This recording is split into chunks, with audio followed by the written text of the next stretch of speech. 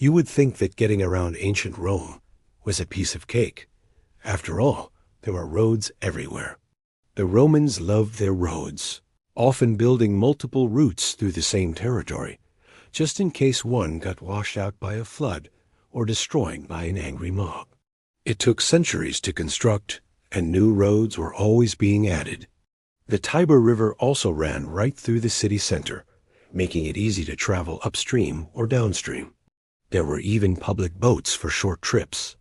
But since boats can tip over or sink, it helps to have a lifeboat service.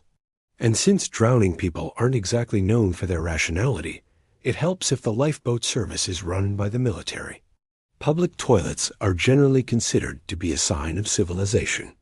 Emperor Nero tried to fix this problem by installing public toilets throughout the city, including some in taverns, although he probably accomplished more by building the first purpose-built shopping malls. Maintaining public infrastructure takes a lot of money and manpower. And when it comes to bureaucracies, size matters. Land close to the city was valuable because it was easier to farm. This practice was actually tolerated by the Roman government because it brought in more revenue. Of course, you can't actually submerge land, but you can dig a canal to make it look like it is.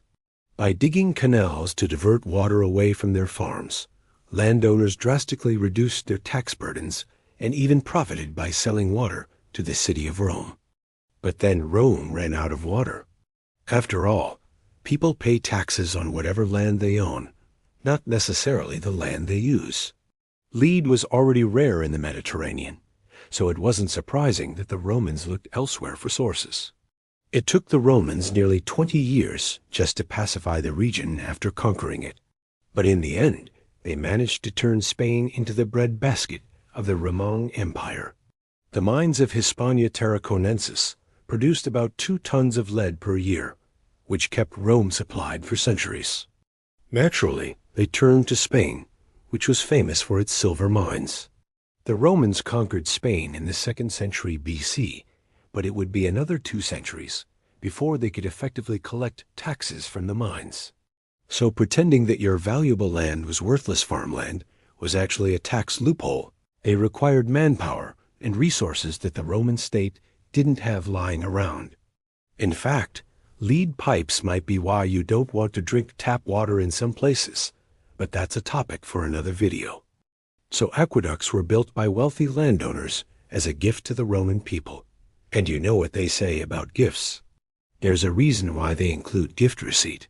If the Romans didn't like the aqueduct, they could always exchange it for something else, like the Colosseum. Which isn't surprising when you consider that the guy who codified the practice became a senator. After all, you didn't want to be growing wheat in the mountains. But closer land to Rome also meant that it was closer to Rome's armies. Aqueducts were impressive pieces of engineering that allowed water to be transported across great distances without any pumps. This was possible thanks to gravity, which doesn't require fuel and will never run out. The water flowed downhill into Rome, and the aqueducts were essentially free to operate once they were built. Well, other than the occasional collapse, but those are rare, because the Romans liked to remind their subjects that they were under the control of an increasingly paranoid empire. This meant that land near Rome was less profitable to own because it was more likely to get burnt to the ground. What matters is that the Romans could afford expensive public projects without going bankrupt, mostly because they exploited the labor of others. When Rome conquered a foreign land, they would enslave or heavily tax the population to fund their own public works projects. Usually that meant collecting taxes from farmers, but sometimes it meant collecting taxes from miners. Big cities need bigger bureaucracies to keep things running smoothly. However, increasing the size of the bureaucracy requires more taxes. And while people don't like paying taxes now, back then it was worse. People didn't even like paying taxes on the fictional lands they owned. But Rome's public toilets were quickly overwhelmed by the amount of waste the city produced. Eventually, the government even tried to tax people for using public bathrooms.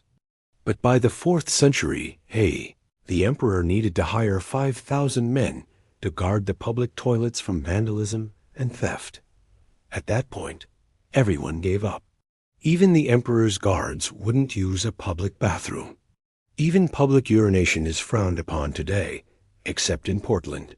But before indoor plumbing, public bathrooms were a rare sight. This meant that people who didn't have a private bathroom either had to use a public bathroom or relieve themselves in the street. With no garbage collection system and little clean water, the streets of ancient Rome were often full of waste and the occasional dead animal. To build these roads, the Romans employed hundreds of thousands of slaves. But what if you lived in Rome? How did the city keep itself running? That's what we'll find out right after. For most of its existence, the population of Rome itself never exceeded 1 million people, which is only about 3% of what New York City is today. Of course, when you factor in the surrounding metropolitan area, which was basically the entire Italian peninsula, then yeah, it was pretty big, especially considering that the Romans didn't have indoor plumbing.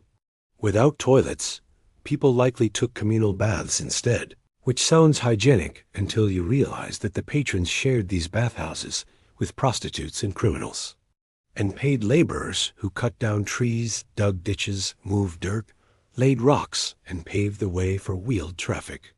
But even though roads were everywhere, traveling on them could be dangerous, thanks to bandits and passing chariots. So if you didn't have a chariot, you might want to take a boat instead. In total, they built about 400,000 miles of road. And that was just within the empire itself. If you traveled along those roads enough, you'd eventually end up in one of Rome's many cities, like Londinium or Carensibes or Lugdunum, all of which had their own road systems. In fact, Roman roads were so ubiquitous that the modern European road system is still based on them. The Roman road network was so vast that it wasn't built all at once, nor was it ever finished. Rome was a port city from its founding, and by the time of Augustus, it had 3 working harbors. So as you can see, no matter how you got around ancient Rome, you were pretty much guaranteed to end up dead. Ancient Rome was one of the largest cities in the ancient world, but it's no metropolis. And that brings us to our first bankrupting bureaucracy, the Roman public bathroom. This led to laws against urinating and defecating in public, but there weren't many public bathrooms. So people still did it anyway. But it wasn't just the lack of infrastructure that made Rome go bankrupt. The real problem was the maintenance. In ancient Rome, most land was owned by wealthy landowners, and the value of their land depended on how close it was to Rome. As a result, landowners pretended to move their farms away from the city to lower their tax bills. It wasn't long before wealthy Romans realized that they could gain the system even more by claiming that their land was underwater. Luckily for the Romans, they lived in an age of aqueducts. However, building aqueducts wasn't cheap. Of course, the Colosseum was actually built with taxpayer money, but that doesn't really matter. One of the most important minerals the Romans used was lead, which they used to pipe water throughout their cities. Spain was far away and hard to reach, not to mention it was full of people who didn't want to be taxed. There's a reason why they call it lead pipes. The lead used in aqueducts was so durable that it outlasted the Roman Empire, with some pipes still visible today. Thanks for watching.